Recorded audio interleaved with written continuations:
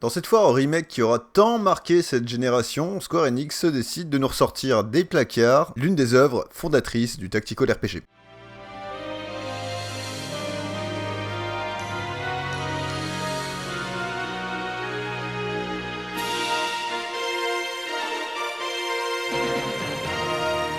Et la question est simple, avait-on vraiment besoin d'un Final Fantasy Tactics en 2025 ? Bon alors déjà, le Tactical, qu'est-ce que c'est ? Sous-genre du RPG, le Tactical il apparaît avec le premier Fire Emblem, une série qui perdure depuis plusieurs dizaines d'années d'ailleurs. Un mix entre jeux de rôle japonais, avec des jobs propres aux unités, et de stratégie au tour par tour. Un style à part qui a fait émerger de nombreuses séries comme celles de Super Robot Taisen, Suikoden, Shining Force ou encore XCOM, et pour les plus récents, Valkyria Chronicle. Apparu sur PlayStation 1 en 1997 et en 1998 aux USA, eh bien nous pauvres occidentaux européens, nous n'avons pas eu droit à ce Final Fantasy Tactics. Surtout que nous nous trouvions en pleine Final Fantasy Mania après la sortie du 7. L'arrivée d'un épisode Tactics était très attendu, et eut un succès retentissant auprès du public de l'époque, propulsant la carrière de Yasumi Matsuno, par la même occasion. Et Final Fantasy Tactics, eh ben c'est pas son premier remake. Son premier remake, il date de la PSP. Et si on en vient à ressortir le gratin de reste du four une nouvelle fois en 2025 en lui collant le suffixe Ivalice Chronicle,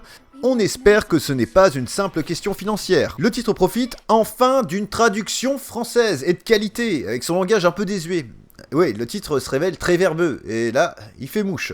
Une bonne nouvelle pour ceux qui furent bloqués par la langue.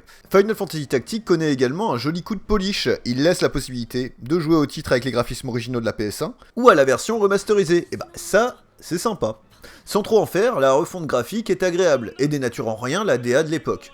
Pour plus de fluidité, Square Enix a eu la bonne idée d'ajouter un bouton accéléré pour les dialogues et les phases de jeu, et également des sauvegardes automatiques, multiples cette fois-ci. Au rayon des nouveautés, on a également le choix du doublage entre l'anglais et le japonais, et 3 niveaux de difficulté. Je vous conseille tout de même le doublage japonais.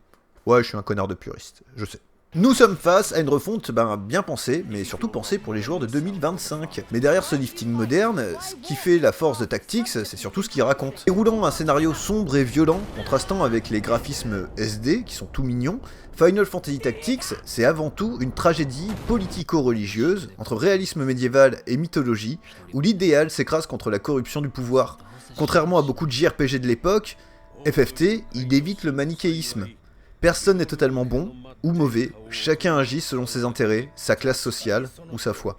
Les connaisseurs d'ailleurs seront ravis de retrouver l'univers d'Ivalice, bien connu des joueurs de Vagrant Story ou encore Final Fantasy XII. Final Fantasy Tactics fait partie des jeux où le scénario est suffisamment solide pour justifier un achat. Bon alors on revient un peu sur le Tactical, pour ceux qui connaissent pas, parce que le Tactical ça reste quand même une niche. Chaque combat se déroule sur une grille en 3D isométrique, où la position, la hauteur du terrain et l'orientation d'un personnage peuvent tout changer. Frapper dans le dos, tirer depuis une colline ou bloquer un passage, chaque mouvement compte.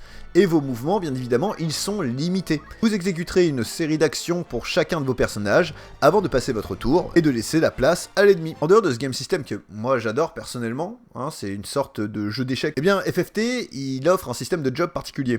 Un système de job où tes personnages commencent avec des classes de base, comme écuyer ou apothicaire, et tu débloques peu à peu une arborescence entière de métiers, chevalier, mage blanc, ninja, moine, samouraï, etc.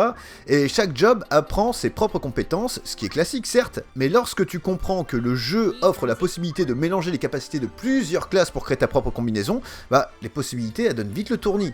Un mage noir qui soigne, pas de problème, un archer qui lance des sorts, ouais c'est possible aussi, t'inquiète, si tu veux le jeu le permet. C'est ultra flexible et ça rend le jeu hyper addictif. Bon, Square Enix, ils se sont pas trop mouillés, le matériau de base, il était très bon. Et ce remake, il se repose, en sécurité, sur les bons points qui existaient déjà à l'époque. Alors à qui il s'adresse ? Si vous avez jamais eu l'occasion de faire l'aventure Final Fantasy, foncez.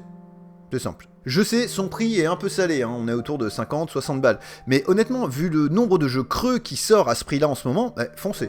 Foncez, allez-y. Y a pas de souci. Que vous soyez connaisseur du genre et que vous ayez découvert la série à travers Fire Emblem, ou que vous soyez novice, ça reste aussi une très bonne porte d'entrée, vous pouvez y aller. Pour les autres, la facture elle est salée. Surtout si vous avez déjà fait le jeu une fois. Je pense que seuls les fans seront ravis de refaire le voyage dans de meilleures conditions, des conditions qui correspondent plus à 2025. Non, Square Enix là, sérieux.